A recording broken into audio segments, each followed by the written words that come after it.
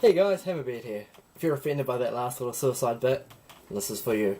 I want to talk about free speech and the right to be offended. Now, I think free speech is an inalienable right. It is probably the most important right we have, because every other thing follows after this. Whether it be freedom of religion, freedom of movement, this is a prerequisite for all of this. So we should hold it the most there. I also think you have the right to be offended, but I just don't expect anyone to give a shit. And furthermore, stop trying to impose it on everyone else. This has become such a trend in the last couple of years, whether it be feminism or transgender rights or, the problem of Islam. There just seems to be this narrowing of words you're allowed to say and restriction on speech. Otherwise you're labelled a bigot.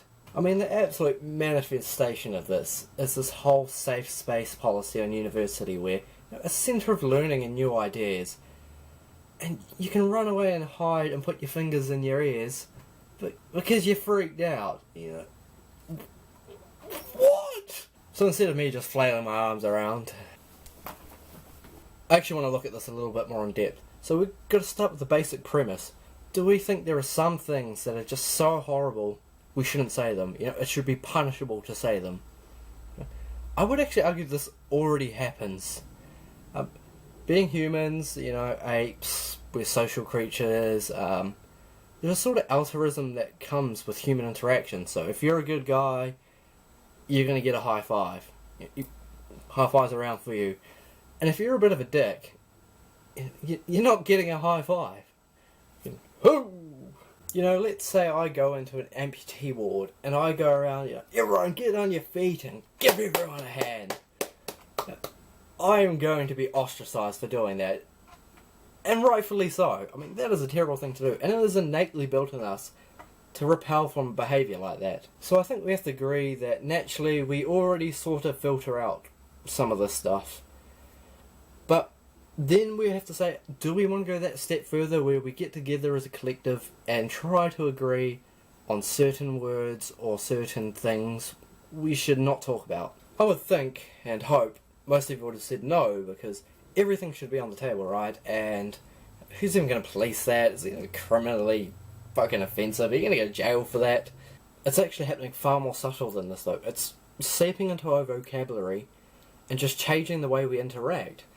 The two good examples I can think of is the transgender movement and Islam.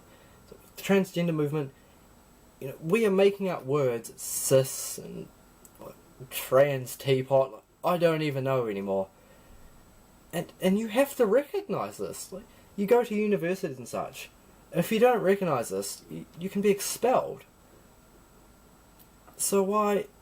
It's actually doing this in a very undercover way. It's even got to the point now where you can say, I actually identify as another species. I'm actually trans cat. And it has to be recognised. So what I mean by that is you cannot ridicule it.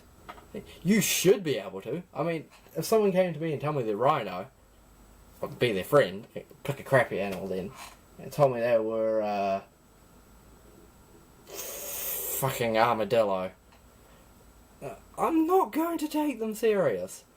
And with Islam, you don't have to look at the world to see what's happening here. Charlie Hebdo attacks, because in the hadiths, the lives and the works of the Prophet, peace be upon him, You can't depict them. It's just one of those weird rules. And yet we have a free speech society following this now because we're afraid. Now, to be fair, I think this is probably a small and noisy majority. It has the potential to get a lot worse, and you can definitely see an upward trend in it. But I think we're enough on top of it, and I hope it's going to reverse. I just want to get that point out of the way before I go any further. The one thing I did want to address, because it is the only kind of reasonable argument out there against free speech, is you shouldn't be able to say something if you're directly insulting someone or threatening them. Like that one guy that does like my video. What I ever do?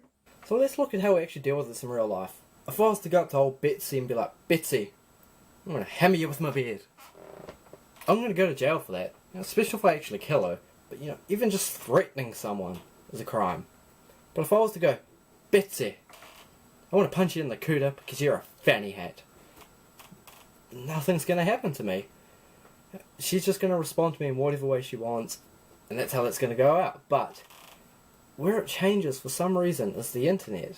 The big thing happening right now is trying to understand, should we police the internet, and if we do, how are we going to go about it? You know, should we take every death and rape threat seriously? And if I'm being honest, in principle, they should all be taken seriously. If it's a threat, because nothing has changed in the threat, only the medium it has been directed through.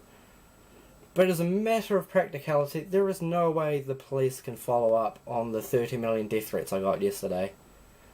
Wish you would, though. It's tearing me down, man.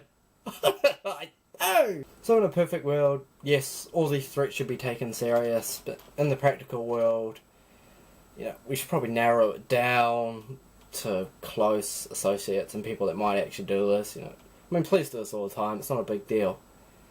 It's with insults and this whole cyberbullying thing, I find really weird though, because, as I explained before, you know, if you get insulted, you kind of just deal with it in your own way.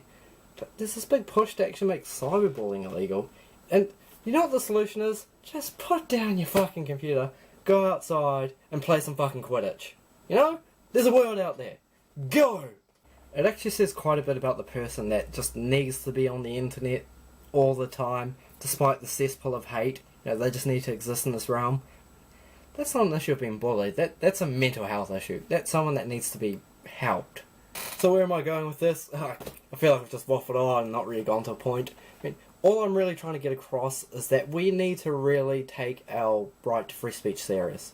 I mean, start recognising where it's subtly being attacked and just oppose it, because it is the most important right we have. So thanks for listening, guys. I know this wasn't a particularly informative or great rant.